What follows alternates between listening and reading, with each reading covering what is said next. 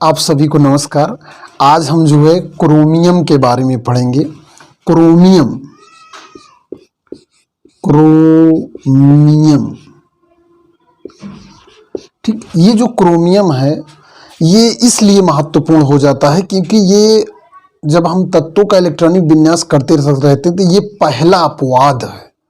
अपवाद होने के कारण इसका इलेक्ट्रॉनिक विन्यास बहुत ही महत्वपूर्ण हो जाता है और परीक्षाओं में बार बार पूछा जाता है। तो इसका जो है आपका अपवाद जो है बहुत ही महत्वपूर्ण है। इसका परमाणु क्रमांक जो है होता है वो 24 होता है। 24 इसका इलेक्ट्रॉनिक विन्यास हम देखते हैं, सबसे महत्वपूर्ण इलेक्ट्रॉनिक विन्यास है। इसका इलेक्ट्रॉनिक विन्यास जो है बोरबरी के अनुसार 282, ये पहली कोष, दूसरी कोष, ये चौथी कोष। उसके बाद जितने इलेक्ट्रॉन बचे यहाँ पर आपके हो जाते हैं। तो आपका हो गया यहाँ पर कितना हो गया 12।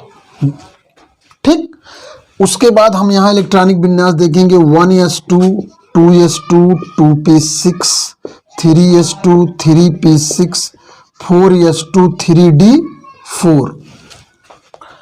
ये जर्नली ऐसा होना चाहिए, जर्नली ऐसा होना चाहिए, लेकिन ऐसा होता नहीं है।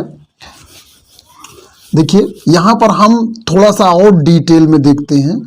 1s2 2s2 2p6 3s2 3p6 4s1 3d5। ये एक्चुअल में इसका इलेक्ट्रॉनिक विन्यास होता है। और जबकि आप सामान्य नियम से करेंगे तो यहाँ पर 4s2 और 3d4 होना चाहिए। ये वही चीज है जो अपवाद पैदा करती है। हम अभी इस अपवाद को एकदम क्लियर कर लेते हैं ऐसा क्यों होता है। आइए हम यहाँ पर देखते हैं। सबसे पहले इनकी स्थिति, ये 4s1 ये चौथी कोष है और 3d5 तीसरी कोष है। तो मान लेते हैं कि ये यहाँ पर इसका नाभिक है। क्या है? इसका नाभिक है। और नाभिक में ये पहली कोष, ये दूसरी कोष, ये तीसरी कोष, ये चौथी कोष। तो यहाँ पर आपका यस पी डी है। ठीक है, उसके बाद यहाँ पर यस फिल है, पी फिल है, डी में आपके 4 इलेक्ट्रॉन हैं, उसके बाद यस में 2 इलेक्ट्रॉन हैं। तो होता क्या है कि बाहर वाले से तो इलेक्ट्रॉन जाता ही है, लेकिन यहाँ पर क्या होता है, स्टेबिलिटी के लिए एक इलेक्ट्रॉन यहाँ पर आ जाता है। तो ये D5 और S1 हो जाता है।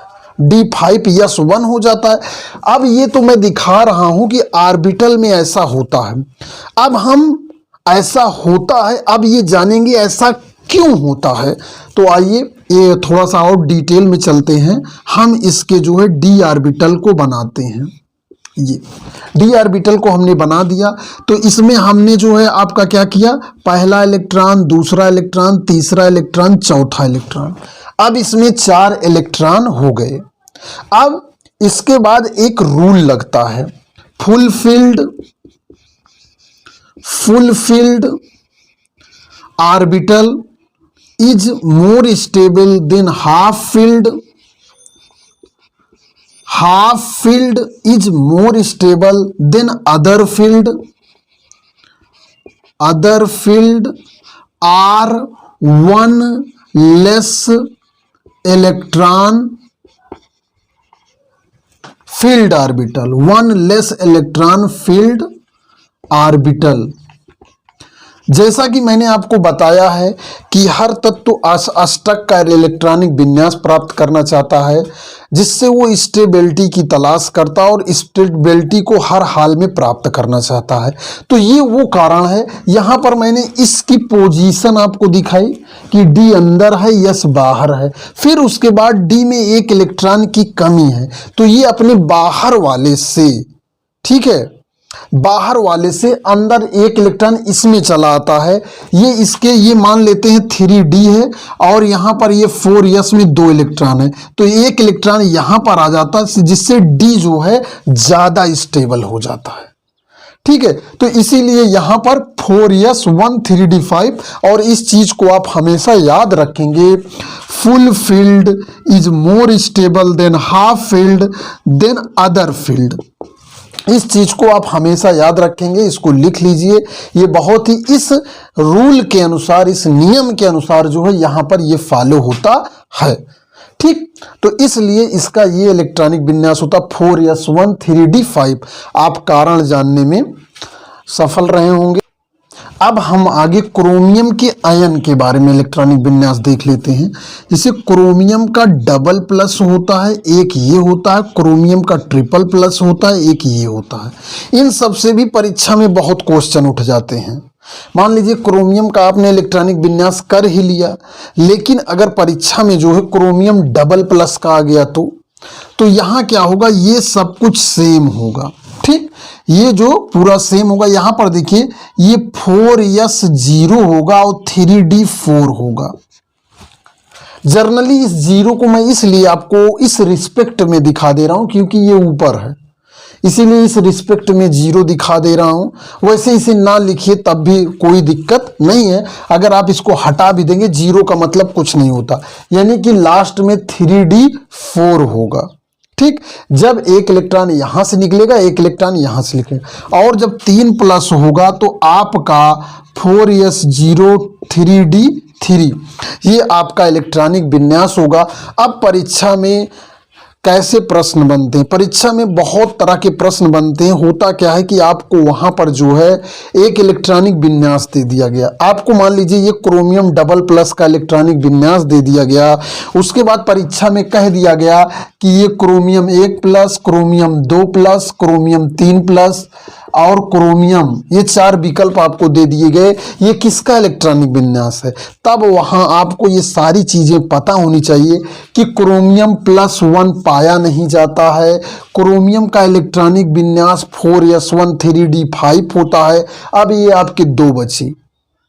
अब ये जानिए कि क्रोमियम में 24 होता है और 24 में से जब 2 इलेक्ट्रॉन निकल जाएंगे तो यहाँ 22 बचेगा, और 3 इलेक्ट्रॉन निकल जाएगा तो यहाँ पर 21 बचेगा। ठीक, और जो इलेक्ट्रॉनिक विन्यास दिया गया है उसमें कितने इलेक्ट्रॉन शो कर रहा है। सपोज दैट ये इलेक्ट्रॉनिक विन्यास दिया होगा तो आपका 18 18 4 22। ठीक है, कितना आपका क्या हो गया, 18 4 22। तो क्रोमियम प्लस ये आपको सीधा दूसरी तरह से घुमा के अक्सर प्रश्न पूछ लिए जाते हैं, जिससे जो है बहुत सारी समस्याएं पैदा होने लगती हैं। इन समस्याओं को देखिए, इलेक्ट्रॉनिक विन्यास याद कर लेना। इलेक्ट्रॉनिक, जैसे क्रोमियम भी डी ब्लॉक का एलिमेंट है, इसे जो है ये भी उत्प्रेरक की तरह कार्य करता है। उसके बाद रंगीन यौगिक बनाता है। इसमें जो सबसे जो है आपका, आप देखिए इसके यौगिक K2Cr2O7, ठीक है, K2Cr2O7, ये जो है एक ऑक्सीकारक की तरह, ऑक्सीकारक ऑक्सीडाइजिंग एजेंट की तरह ये वर्क करता है। और आपका क्या करते हैं, ये जो ऑक्सीडाइजिंग एजेंट होते हैं ये जो है ऑक्सीजन प्रोड्यूस करते हैं, या कहिए addition of oxygen. Addition of oxygen is called oxidation भी होता है। तो ये इसका एक बहुत ही महत्वपूर्ण जो है फंक्शन है, ऑक्सीडेशन करना।